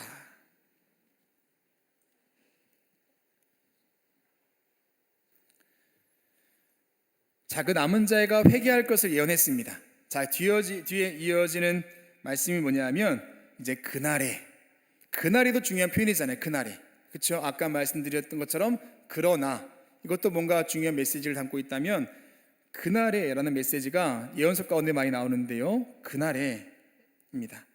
앞서 이어오던 심판의 예언과 뒤에 이어질 심판의 예언 사이에 남은 자에 대한 예언의 말씀이 이어지는데 이제 굉장히 어색합니다. 심판 사이에 남은 자가 있다는 게 굉장히 어색하다는 거죠.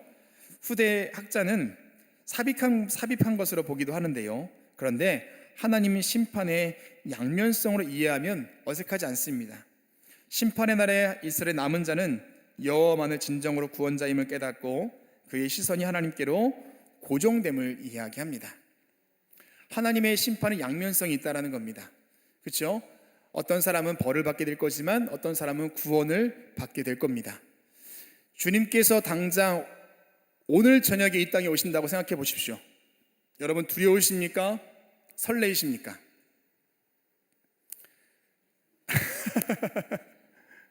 자신 없으세요? 며칠만 더 있으면 좋겠다 생각하시는 분 계십니까? 하나님의 심판은 멸망도 있지만 구원이 반드시 존재합니다. 어쩌면 구원하는 사람들을 위해서 주님께서 심판하시는 거예요. 요한계시록의 말씀이 그런 겁니다. 요한계시록 말씀 읽으시면서 벌벌 떠시는 분 계세요? 야, 나는 어떤 몽둥이를 맞을까? 나는 어떤 벌을 받게 될까? 그럴 필요가 없습니다. 요한계시록에 있는 성경 자체가 이제 예수님께서 이 땅에 오시고 다시 하늘로 올라가셨을 때 많은 믿음의 사람들이 주님을 기다리잖아요. 근데 그 기다림이 지쳐버립니다. 다시 오시지 않습니다. 고난과 박해가 심해집니다. 다시 유대교로 넘어가는 사람도 있고 정말 낙심 가운데 있는 사람들이 있었어요. 이때 사도 요한이 보고 온 것을 전합니다. 천국에 대해서 이야기하죠. 마지막 심판에 대해서 이야기합니다. 그 심판의 메시지는 누구를 위한 겁니까? 믿음을 지키는 그 사람들을 위해서 그렇습니다. 야, 끝까지 믿음 지켜라. 끝까지 남아 있어라. 너희에게 천국이 있다. 구원이 있다. 그 메시지라는 겁니다. 심판의 메시지 앞에 두려울 것이 아니라 정말 기쁨으로 기다릴 수 있는 우리가 돼야 되겠죠. 오늘 메시지 가운데도 북이스를 향한 심판의 메시지가 있지만 그 사이에는 남은 자에 대한, 다 쓸어 모아서 다 하나님께 심판하려고 했지만 그 중에서도 남은 자가 있다. 그들에 대한 예언이 이어지고 있습니다. 저와 여러분은 남은 자시죠? 예, 아멘. 자, 그리고 이제 북이스라엘 멸망과 또 초토화가 이어집니다. 그 남은 자 사이에서 이제 정리할 게 정리되어야 되잖아요. 자, 9절부터 11절까지 말씀인데요. 본 구절은 6절에서 8절의 회개가 있기 전에 있을 북이스라엘 패망과 초토화된 모습을 다시 묘사하고 있습니다. 앞선 4절, 5절과 달리 이러한 심판을 받을 수밖에 없는 이유를 직접적으로 제시하고 있습니다. 자, 9절의 10절 말씀 보면 옛적의 이스라엘 자손 앞에서 버림받은 이라는 표현이 있습니다. 북이스라엘이 멸망하게 될 결정적인 이유는 구원의 하나님을 버렸기 때문에 그렇습니다. 구원의 하나님을 버렸기 때문에 그렇습니다. 초대왕 이래 마지막 왕까지 북이스라엘에서는 선하다라고 하는 왕이 단 한 명도 없었습니다. 자신들이 새겨 만든 금송아지 우상은 베델과 단에 세웠고 또 이방 우상들도 섬기는 악을 범하였다라는 거죠. 결정적으로 그들은 구원 하나님이 아니라 아람과 손잡았죠. 이방인들에게 마음을 두었던 것. 자, 어떤 심판이 임합니까? 11절 말씀에 농작물이 없어지리라. 성경은 농작물이 없어진다고 번역하였으나 원문의 정확한 번역은 추수한 수확이 쓸모없는 더미로 전락하고 말 것이다 라고 그렇게 이야기합니다. 풍요를 가져다 줄 줄 알고 열심히 씨를 심었고 그리고 열심히 농사를 지었습니다. 근데 그것이 아무 쓸모없는 무더기가 될 것이다. 뭔가 열리지도 않고 뭔가 싹도 안 났으면 그냥 애초에 포기해버릴 텐데 그렇지 않는다라는 거죠. 열심히 수고했습니다. 열매 기다렸지만 끝끝내 열매를 맺지 못하는 그들이 그렇다라는 겁니다. 뭔가 될 줄 알고 열심히 믿었습니다. 그리고 열심히 이방신을 섬기고 우상을 섬겼는데 아무 소용이 없어지는 이제 그 마지막 예언이 이어집니다. 자, 아수르의 소멸입니다. 이제 아수르의 소멸, 이제 마지막 이어지는데요. 아수르의 소멸에 이어지는데 이 아수르의 소멸은요, 여러분 성경 이 구절 찾아봐도 아수르란 이름이 없어요. 아수르란 이름은 없지만 그 뒤에 이어지는 18장의 말씀을 통해서 이 예언의 말씀이 아수르에 대한 예언이구나 라는 것을 우리가 유추할 수 있습니다. 자, 본 단락에서는 구체적인 역사적 사실을 언급하고 있지 않습니다. 일부 학자들은 앞서 예언하던 아람과 북이스라엘과 연관지어 보기도 하는데요. 그러나 큰 물이 몰려옴이라는 역동적인 표현과 이어진 18장에서 아수르의 공격 부대의 소멸로 애굽의 구스 왕조의 일시적인 보전이 예언되어 있다는 점에서 이 단락은 아수르에 대한 예언이구나 라는 것을 짐작할 수가 있습니다. 자, 첫 번째 우리 12절 말씀 보면요, 많은 민족이 소동하였을 때라고 이야기하는데 당시의 근동의 패권을 차지하기 위해서 많은 군사들을 이끌고 다른 나라들을 침략하는 열강의 부산한 움직임을 표현하고 있는 겁니다. 자, 즉 많은 민족의 군대가 모여서 소동을 일으킬 때가 온다라는 거죠. 근데 그런 분위기보다는 아수르 제국이 많은 민족으로 수성된 엄청난 수의 군대를 이끌고 공격하려는 움직임이 있을 것이다. 이제 그렇게 이해하는 게 맞다라는 겁니다.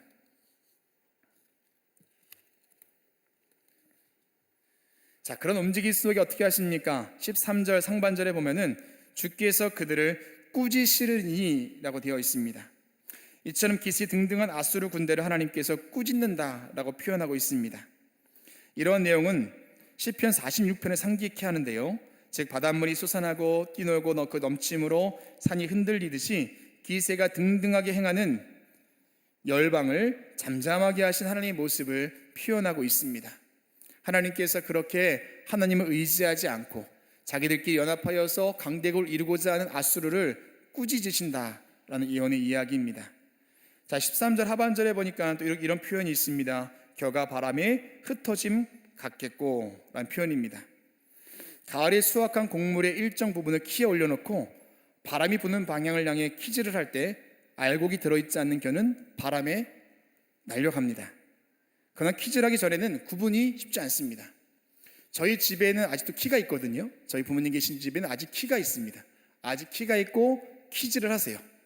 저도 몇 번 해봤는데 안 돼요. 이게 키질이 보통 일이 아니에요. 키질을 하면 우리 어머니는 몇 번 샥 하면 정말 알곡만 남아 있거든요. 저희는 뭐 이게 알곡이 나가는지 쭉쭉이가 나가는지 모릅니다. 근데 키질은 반드시 걸러내는 일을 하는데, 중요한 건 키질하지 않을 때는, 딱 모아놨을 때는 무엇이 쭉정인지 무엇이 알곡인지 모른다라는 겁니다. 오늘 말씀 속에서 결국 아수르는 이렇게 바람이 흩어지는 겨 같을 것이다 라고 이야기합니다. 주님께서 키질을 하실 때 날려갈 수밖에 없다라는 겁니다. 자, 14절 마지막 구절인데요, 보라, 저녁에 두려움을 당하고 아침 전에 그들이 없어졌나니 이는 우리를 노력한 자의 분깃이요 우리를 강탈한 자의 보응이니라. 수고해도 소용이 없다라는 거죠. 하루아침에 그들이 멸망할 것이다 라는 겁니다. 저녁과 아침은 각각 대적의 공포와 하나님의 구원을 상징하는 대조적인 시간을 의미합니다. 적으로부터 가해지는 위험은 어둠의 공포와 같이 무섭고 견딜 수 없는 것이지만 그것은 아침이 되기 전에 자취도 사라질 악몽에 불과합니다.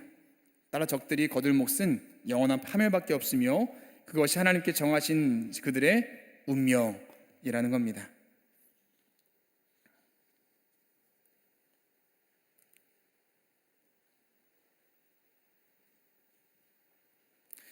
이사야 37장에 보면은요, 이 예언의 말씀이 이루어지거든요. 이사야 37장에 히스기야 왕 시대입니다. 그때 유다를 공격했던 사느림의 군사가 밤에 여호와의 사자에 의해서 죽습니다. 진짜 밤에 다 죽어요. 그때 죽은 사람이 몇 명입니까? 18만 5천 명이 다 죽습니다. 하나님의 예언의 말씀은 역사 가운데 이루어지거든요. 역사를 보는 게 굉장히 중요하다라는 겁니다. 자, 그래서 이제 17장에서 아수르에 대한 멸망까지 예언의 이야기까지 이어집니다. 자, 18장입니다. 18장에는 구스에 대한 예언입니다. 구스. 여러분, 구스 하면 딱 떠오르는 건 뭐가 있으신가요? 누구의 자손이죠? 함의 자손입니다. 구스란 나라는요, 이집트 바로 밑에 있습니다. 나일강을 끼고 있는 굉장히 또 풍요로운 곳이 바로 구스입니다. 기원전 715년에는 애굽을 지배했던 나라이기도 합니다. 애굽보다 훨씬 강한 나라가 구스이기도 했다라는 거죠. 뭔가 이제 자연적으로나 힘이나 모든 것들, 또 오늘 말씀에도 이야기하지만 그들은 키도 크고 잘생겼어요. 힘도 세고 강성합니다. 그 나라에 대한 예언의 말씀이 이어지고 있습니다. 자, 18장 1절부터 7절까지는 이제 구스에 대한 예언의 이야기인데요, 앞장에서 아수르 공격 부대의 소멸로 인해서 애굽 구스 왕조가 일시적인 보존의 때를 누리게 됩니다. 자, 이런 역사적인 배경 가운데 앞에를 우리가 이 예언의 말씀 아수르다라고 짐작했던 겁니다. 본장이 구스에 대한 예언은 다른 열방에 대한 예언처럼 멸망에 대한 예언이 아니라 도리어 구스의 보존에 대한 예언이 기록됩니다. 특별히 구스의 사자들이 만군의 여호와께 드릴 예물을 가지고 시온산에 이르게 될 것임을 밝히면서 구스의 보존이 하나님의 역사로 말미암은 것임을 알게 된다라는 거죠. 심판하실 때 다양한 방법으로 심판하시지만 구스의 심판은 좀 더 다른 모습이죠. 구스는 하나님께서 결국에 보존하신다. 그래서 마지막 7절에 보면요, 구스 사람들이 와서 시온산에서 예물을 드리는 그런 장면이 볼 수가 있습니다. 자, 첫 번째는 사신들의 귀국을 권면합니다. 1절과 2절 말씀인데요, 그 첫 번째가 슬프다라고 시작합니다. 슬프다. 왜 슬프다라고 표현했을까요? 구스 사람들은 지금요, 아까 말씀드린 것처럼 가진 것도 많습니다. 힘도 세고요, 뭔가 할 수 있는 게 굉장히 많습니다. 근데 요즘 말로 이야기하자면 자존감이 없는 거예요. 그렇다 보니까 지금 아수르가 침공해 온다는 이야기를 듣고 거기에 두려워서 다른 나라로 지금 떠나고 있는 겁니다. 우리 좀 도와달라고, 나와 함께 하자고. 그렇게 떠나고 있는 사람들에게 지금 예언하는 겁니다. 야, 가지 말고 돌아와라. 너희들 어떤 나라인 줄 아니? 라는 그 예언의 말씀이 이어지는 거거든요. 자, 1절과 2절 말씀에 슬프다. 구스의 강 건너편 날개치는 소리나는 땅이여 슬프다. 왜 슬픕니까? 구스의 백성들은 하나님을 알지 못했기 때문에 슬픈 겁니다. 그들은 아수르가 자신들을 침공할 것이라는 소식 앞에서 어찌할 바를 모르고 두려워하고 있습니다. 이에 대비하여 주변 각국에 사자들을 보내는 등 요동하는 모습을 보이고 있습니다. 자, 그러니까 그 2절 말씀에 되돌아가라. 여러분, 성경에는 가라라고 되어 있는데 현대어 성경에는 정확하게 표현하고 있습니다. 야, 너희들 가던 길에서 되돌아가라. 그 구스는 주변 나라에게 사절단을 보냈습니다. 그러나 구스에 대해서 이사야 선지자는 장대하고 준수한 백성이라고 표현을 하죠. 그러니 돌아가라 라고 말합니다. 아수르의 침공 소식을 들은 그들의 반응과 대조되는 모습입니다. 장대하고 준수한 백성이다. 이사야가 그들을 향하여서 한 이야기입니다. 너희들은 그렇게 쫄 필요가 없다라는 거죠. 두려워할 필요가 없다라는 겁니다. 굳이 그렇게 나가서 도와달라고 할 필요가 없다라는 겁니다. 너희들은 이미 장대하고 준수한 백성이다. 여러분, 우리가 신앙생활하면서 가끔은 감사가 사라질 때가 있잖아요. 언제 그러시죠? 남들과 나를 비교했을 때, 저 사람에게는 있는데 나에게는 없는 게 딱 느껴질 때, 하나님 묵상하는 게 아니라 저 사람 묵상했을 때 마음속에 어려움이 탁 찾아올 때가 있습니다. 감사가 사라지죠. 어쩌면 그때 찾아오는 마음이 두려움입니다. 야, 내가 이거 없는데 괜찮을까? 왜 나에게 이런 것이 없을까? 하나님이 나에게 왜 이런 거 안 주셨지? 어쩌면 구스의 마음이 그랬을지 모르죠. 자신들이 얼마나 부유한 나라인지, 얼마나 훌륭한 나라인지 모르고 아수르가 침공해 한다는 그 소식을 듣고 사절단을 보내서 지금 떠나고 있다라는 겁니다. 이때 이사야가 야, 너희들 돌아와라. 너희들은 뭐라고요? 장대하고 준수한 백성이다. 이 말 그대로입니다. 너희들은 야, 네 키도 크고 잘생겼는데 뭐가 문제냐? 이제 그런 이야기거든요. 제가 한 이야기가 아니라 이사야가 한 이야기예요. 그렇다라는 겁니다. 자, 그리고 이어지는 말씀이 구스와 함께 하신 하나님의 주권, 그리고 하나님의 때에 대해서 이야기합니다. 3절과 4절 말씀에 너희는 들을지니라. 자, 이제 곧 여호와께서 놀라운 역사를 행하실 것이다. 그날에 온 세상의 산 위에 기치를 바라본 같이, 그리고 나팔 소리를 들음 같이 하나님의 역사에 주목하지 않으면 안 된다 라는 이야기를 전하고 있습니다. 제가 하나님의 때가 있음을 이야기하는데요, 5절과 6절 말씀에 그때를 뭐라고 이야기하냐면 추수하기 전에 꽃이 떨어지고 포도가 맺혀 익어갈 때에, 오탈자가 조금 있는데요, 여러분 양해 부탁드리겠습니다. 한번 오탈자를 찾는 분들은 주목해서 보시는 분이고, 아니 안 보시는 분들은 뭐 이게 오탈자인지 잘못된 건지 모르실 텐데, 오탈자가 있으면 오탈자가 있다고 얘기를 해주세요. 그러면 아, 잘 보고 계시는구나 라고 알 수 있습니다. 하나님의 개입에 대해서 때가 있다라고 이야기합니다. 그것은 이사야는 익어갈 때라고 표현을 합니다. 익어갈 때. 이 표현에는 포도에 달려있는 연한 가지와 퍼진 가지를 베어내는 농부의 작업을 형상화하고 있습니다. 또한 베어낸 그것은 또 다른 쓰임이 있다라고 말하고 있습니다. 자, 이건 무슨 말일까요? 이 말은 기다려야 한다라는 거죠. 하나님의 때가 있을 거니까 고수 사람들아, 너희들은 조급해하지 말고 기다려라. 익을 때가 있을 것이다 라고 이야기합니다. 자, 그것을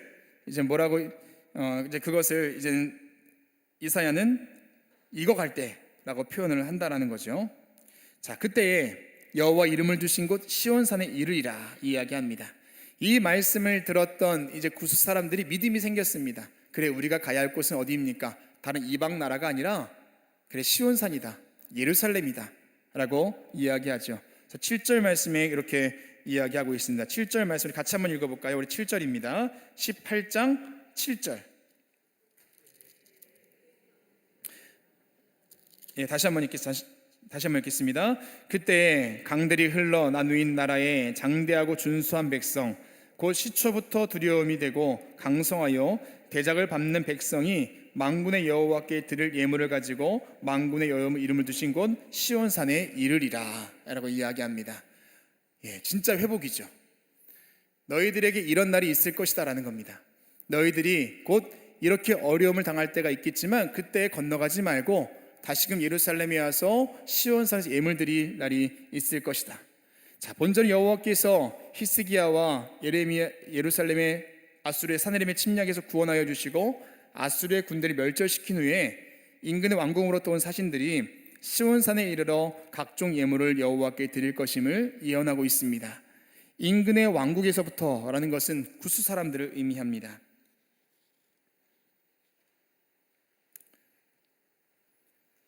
자, 그리고 아까 베어낸 그것이 또 다른 쓰임이 있다라고 이야기했거든요. 그리고 읽진 않았지만 그 쓰임이 어디냐면요, 바로 찍어내 버린 것을, 그때 그것이 시체입니다.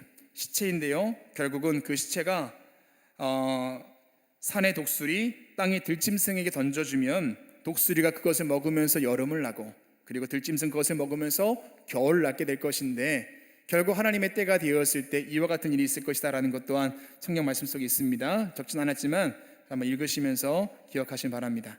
자, 이제 마지막 19장입니다. 19장은 어느 나라에 대한 예언입니까? 애굽에 대한 이야기입니다. 당시에 그 고대 근동의 패권은 아수르에게 있었습니다. 이제 애굽에서 아수르로 넘어갔어요. 근데 그래도 애굽은 무시 못하는 나라입니다. 아무리 패권이 아수르에 넘어갔어도 이미 애굽 나라에 대한 그 강성함, 이것은 누가 부인할 수 없는 일이라는 겁니다. 본장은 애굽이 여호와의 심판을 받고 이후에 애굽이 여호와를 경유하게 될 것이라는 예언으로 이어지고 있습니다. 애굽의 예언은 심판의 메시지지만 주어지는 다른 예언과 달리 그 이상의 것을 드러내고 있습니다. 즉 애굽이 하나님과 연합하게 된다는 사실입니다. 처음에 애굽이 폐허되었지만 미래에는 애굽에 대한 하나님의 기적적인 구원이 있을 것이다 라고 이야기합니다. 여러분 19장 말씀 혹시 읽어보셨는지 모르겠지만 진짜 기적적인 구원이 이루어집니다. 애굽은 어떤 나라입니까? 여러분 구약 성경 중에 가장 먼저 쓰여진 책이 출애굽기예요. 출애굽기. 거기서부터 애굽은 이스라엘 백성과 반대되는 나라잖아요. 그렇죠? 이스라엘 백성들과 도저히 섞일 수 없는 나라가 바로 애굽입니다. 그 나라가 벌받는다? 이스라엘 백성들에게는 너무 기쁜 일이에요. 하나님 심판이 임한다? 박수칠 일입니다. 근데 결국에 마지막에 어떻게 이어지냐면 읽어보겠습니다. 자, 1절과 4절에서는 내란과 학정으로 인한 애굽 사이의 쇠퇴, 멸망의 때가 이르는데 어떻게 임하는지를 이야기합니다. 여호와께서 구름을 타고 애굽에 오셔서 심판하실 것이다 예언합니다. 이때 여호와께서 내분을 일으켜 서로 싸우게 하시고 종교를 혼란스럽게 할 것이며 격은 포악한 왕이 그들을 다스리게 될 것이다 라고 이야기하고 있습니다. 자, 1절 말씀에 주님이 구름을 타고 임하신다 라고 이야기하거든요. 애굽의 쇠퇴에 대해 예언의 도입부입니다. 여호와께서 구름을 타고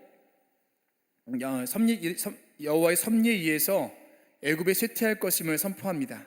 서두에 피조계를 지배하신 여호와 하나님의 권능과 위엄, 심판주로 자신을 드러내시는 여호와의 행사를 나타내고 있습니다. 이때 애굽의 우상들이 그 앞에서 떨겠고 또 애굽인의 마음이 녹는다라고 성경은 이야기합니다.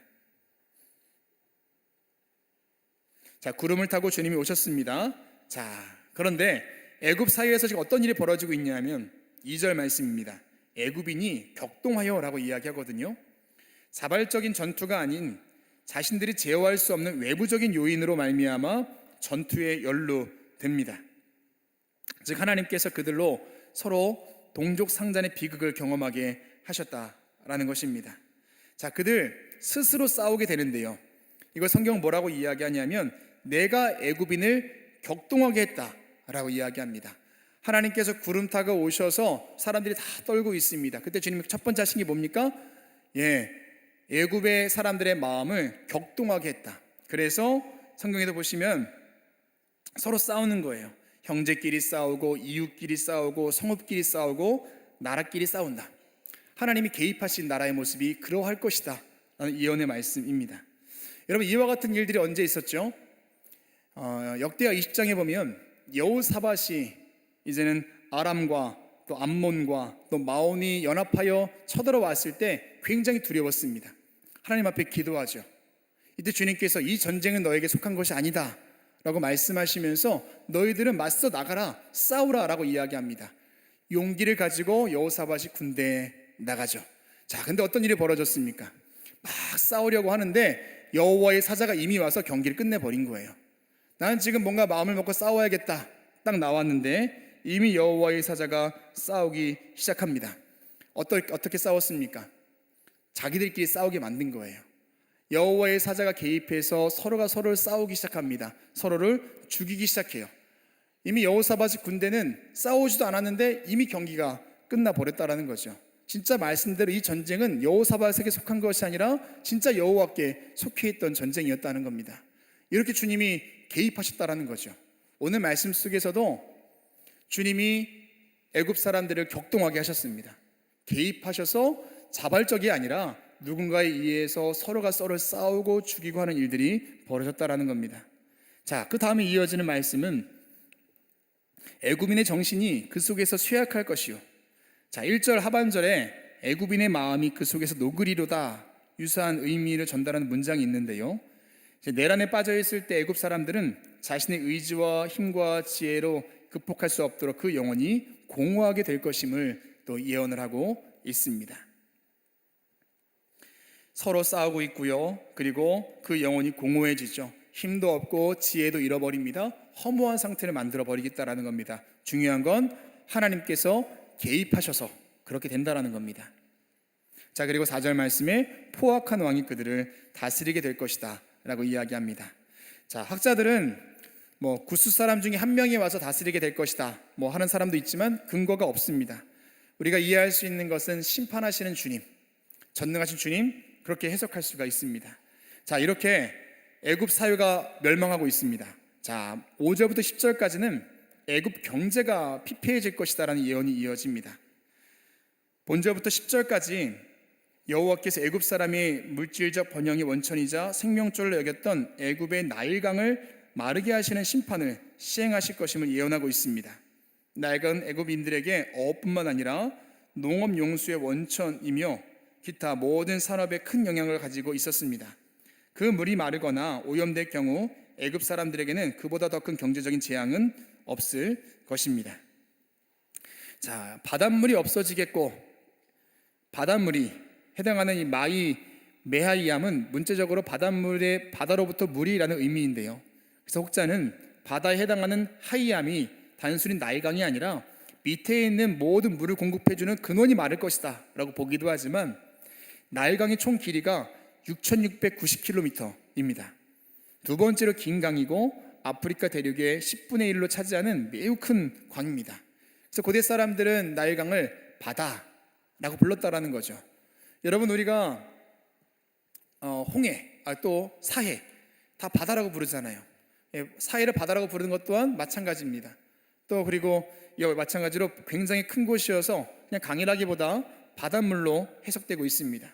자, 근데 그 강에서 바닷물이 없어집니다. 어떤 일이 벌어집니까? 6절 상반절에 강들에서는 악취가 나겠고 라고 이야기합니다. 나일강이 마르게 되므로 이루어질 일을 보다 구체적으로 묘사하고 있는데요. 악취란 강물이 마름으로 못 살된 어족들이 부패하며 사는 악취로 이해할 수가 있습니다. 자, 그리고 갈대와 부들이 시들겠고 라고 이야기합니다. 야생 식물이 살아내지 못한다라는 거죠. 또 이어지는 그 8절에 보면은요, 모든 농사 또한 마찬가지입니다. 생물이 살아갈 수 없다라는 거죠. 자, 그 외에도 세마포를 만드는 사람, 배 짜는 사람, 또한 품꾼입니다. 품꾼들도 이제 더 이상 기대할 게 없다라는 겁니다. 수치를 당하게 되고 경제적인 기반이 흔들려서 생계 유지를 할 수 없게 노동자가 깊은 시리와 슬픔에 빠지게 되는 것, 이것이 바로 하나님께서 애굽을 향한 심판입니다. 중요한 건 뭐죠? 아까 이야기했던 하나님이 개입하셨다라는 겁니다. 그들이 뭔가 하려고 한 게 아니라 하나님이 개입하셔서 이와 같이 어려움을 만드셨다라는 겁니다. 자, 이어지는 또 재난이 있습니다. 11절부터 15절까지인데요. 15절까지는 애굽의 지도자들의 지혜가 어리석은 것에 지나지 않을 것이며 그들의 무능과 타락으로 인해서 국가가 와해될 것임을 예언하고 있습니다. 애굽의 지혜에 대해서는요, 누구나 아는 바입니다. 누구라도 애굽의 지혜에 대해서 인정하고 스스로도 자부심이 있었던 것이 바로 애굽입니다. 애굽은 모든 문명의 근원지라고 여겼던 나라죠. 우리가 잘 알고 있는 피라미드 등등 미술이나 예술이나 모든 분야에 있어서 모든 문화, 언어 그런 것에 있어서 월등한 나라, 다른 사람도 다 인정했고요. 심지어 솔로몬도 그런 애굽 나라를 인정했습니다. 그런데 그들에게 재앙이 임하는데요. 11절 말씀에 나는 지혜로운 자들의 자손이라 이야기합니다. 또 이어지는 말씀에 나는 옛 왕들의 후예라 이야기합니다. 그렇게 말해도 소용없다라는 겁니다. 거기 애굽의 지혜자가 자처하는 자들의 말을 인용함으로써 그들의 어리석음을 오히려 놀리고 있다라는 거죠. 만군의 여호와께서 정하신 뜻을 알 것이요 이야기합니다. 애굽의 지혜자들은 자기 스스로 지혜롭다고 여기지만 만군의 여호와의 심판의 계획과 그에 대한 경고를 알지 못하고 심판을 받는 이유도 알지 못하고 그 대책도 마련할 수 없는 어리석은 자들이다라는 겁니다. 자, 강물이 말랐습니다. 생계를 유지하는 것도 굉장히 어려운 이때에 그 어려움을 극복해야 하는 지혜자들 또한 지혜가 말라버렸습니다. 아무것도 할 수 없다라는 거죠. 야, 나는 지혜자입니다. 나는 옛 왕들의 후예입니다. 소용없다라는 겁니다. 그렇게 말한들 아무런 지혜도 없고 대책도 없다라는 거죠. 자, 그리고 14절 말씀에 여호와께서 그 가운데 어지러운 마음을 섞으셨다라고 이야기합니다. 13절에 이어서 애굽의 지도자들이 어리석고 미혹되어 애굽을 잘못된 길로 이끌었다는 사실을 다시 한번 강조합니다. 이것이 여호와 하나님으로부터 말미암은 일이다라는 것을 보여줍니다.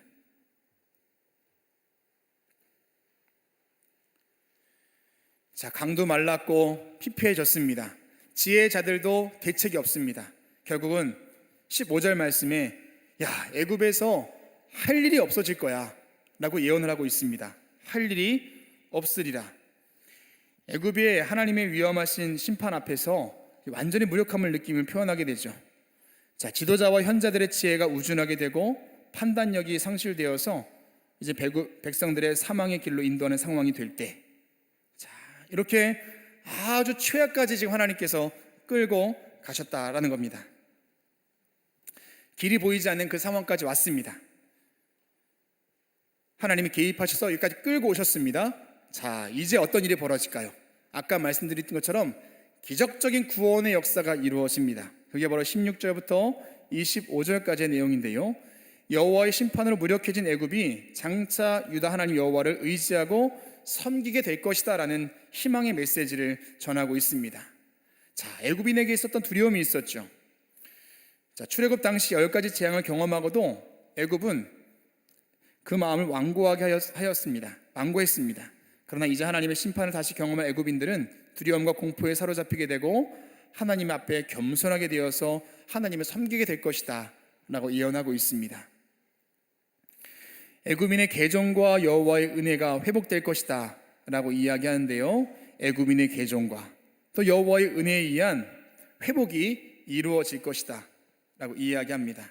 자, 그 계종과 회복으로 인하여서 어떤 일이 벌어질지에 대해서 또다시 이야기하는데 그 첫머리에 뭐라고 이야기하냐면 그날에 이제 하나님께서 개입하셔서 하나님의 역사가 일어나는 때입니다. 그날에. 자, 애굽 땅 중앙에는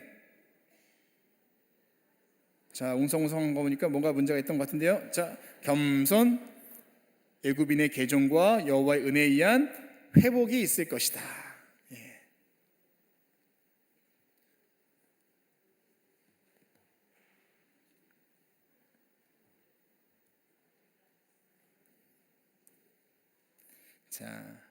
자, 그리고 그날에가 왔습니다. 다 왔습니다. 그날이 왔습니다. 이제 자, 애굽 땅 중앙에 여호와를 위하여 제단이 세워질 것이다 라고 이야기합니다. 중앙이라는 것은요, 지리적으로 가운데를 이야기하기도 하겠지만 가장 영향력 있는 자리에 무엇이 세워진다고요?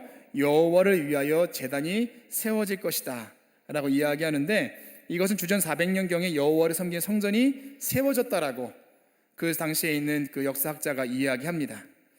자, 치실지라도 고치시고 또 못한데, 치실지라도 치실지라도 치시고는 고치실 것이므로, 이 말이죠.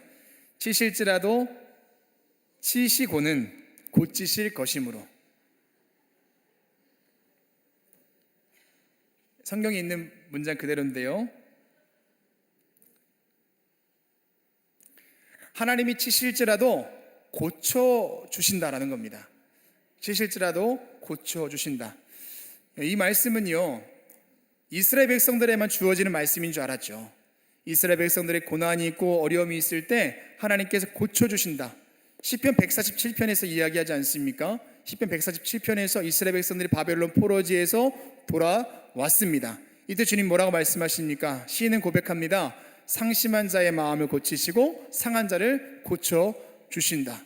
마치 구름이 껴있는 것처럼 느껴졌지만 그 구름은 비를 준비하시는 하나님의 섭리였다라고 이야기하듯이, 오늘 애굽 사람들도 그 섭리를 깨닫는 겁니다. 우리를 치셨지만 고치시는 주님이라는 것을 깨닫게 되죠. 자, 그리고 22절 하반절에 그들이 여호와께로 돌아옵니다. 징계 회복케 하심을 경험한 후에 애굽 사람들이 여호와에게 대하여 취할 자세를 나타나는데요, 이것은 회개라는 단어로 설명할 수 있습니다.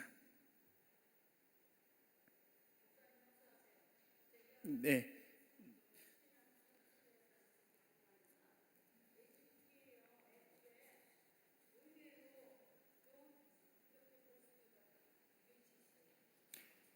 예.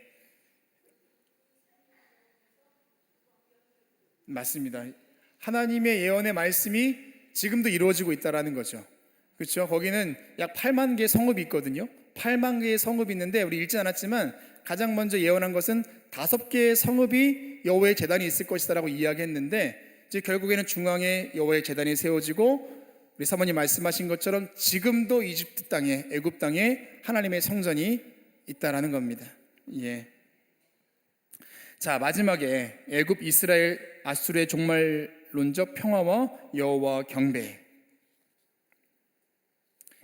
이제 번제부터 애굽으로부터 이제 아수르까지 평화를 구가하면서 경배할 것이 예언되는데요, 온 세상 믿는 자들이 다 하나님의 백성으로 이제 세움받는 시대가 도래할 것이다라는 이야기입니다.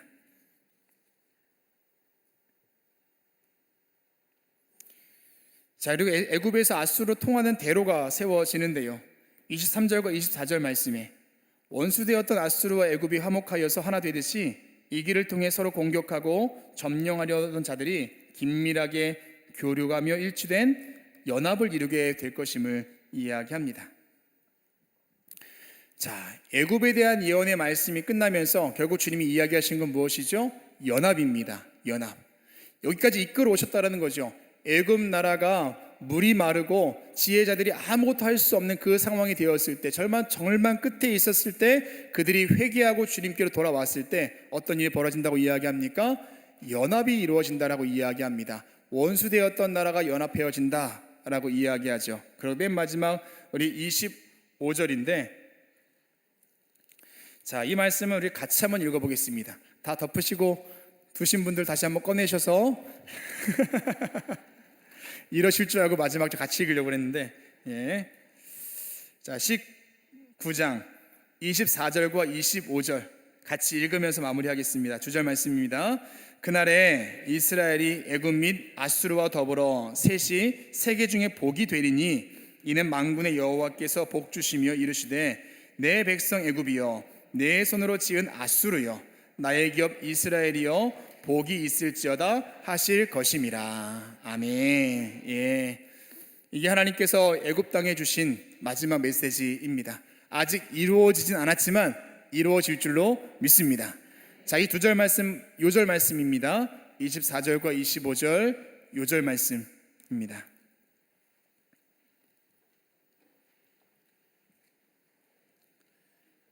(24절과 25절) 요절 말씀입니다.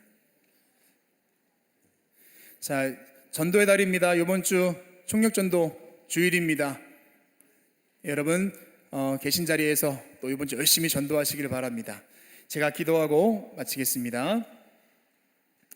하나님 감사합니다. 오늘도 우리에게 말씀을 가까이 할 수 있도록 은혜 주시고 또한 이방 나라의 예언을 통하여서 오늘 나에게 주시는 메시지가 무엇인지 또 헤아릴 수 있게 하신 것 감사를 드립니다. 아는 것을 끝나는 것이 아니라 삶으로 이어질 수 있도록 함께하여 주시옵소서. 귀한 힘을 드린 손길이 있습니다. 주님 받아주시고 하나님께서 채워주시는 역사가 늘 삶에 있도록 인도하여 주시옵소서. 전도의 달을 보내고 있습니다. 마음 다하여 전도한 모든 씨앗들 아름다운 열매를 맺을 수 있도록 인도하여 주시옵소서. 감사하며 예수님의 이름으로 기도합니다. 아멘. 하늘에 계신 우리 아버지여, 이름이 거룩히 여김을 받으시오며 나라의 임하옵시며 뜻이 하늘에서 이루어진 것 같이 땅에서도 이루어지이다. 오늘날 우리에게 일용할 양식을 주옵시고 우리가 우리에게 죄진 자를 사하여 준 것 같이 우리의 죄를 사하여 주옵시고 우리를 시험에 들게 하지 마옵시고 다만 악에서 구하옵소서. 대개 나라와 권세와 영광이 아버지께 영원히 있사옵나이다. 아멘.